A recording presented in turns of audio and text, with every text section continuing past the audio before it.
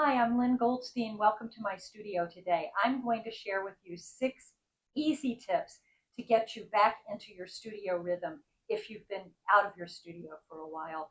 None of these are complex. They're very simple and quick to do, so stick around.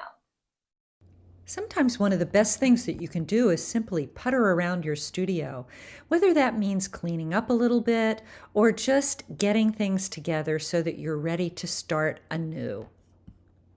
Using a fun medium is another way to get back into your studio and have fun.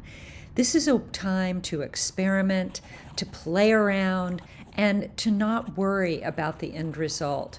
Because you can worry about that later when you have gotten back into your studio space and you're comfortable again. This is a great time to make tiny paintings in your sketchbook. Small equals doable, and you can rebuild momentum without any real commitment.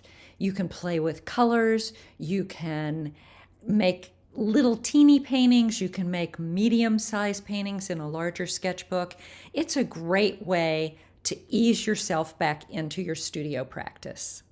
This is a great time to break out some unusual tools. Switching tools interrupts old habits and brings a sense of play back into the studio. In this case, I'm using a sponge brush and a coffee stirrer.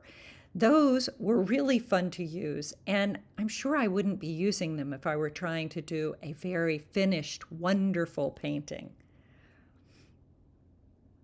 Leave something that you've already started so that you don't have to start from scratch when you get back from your trip.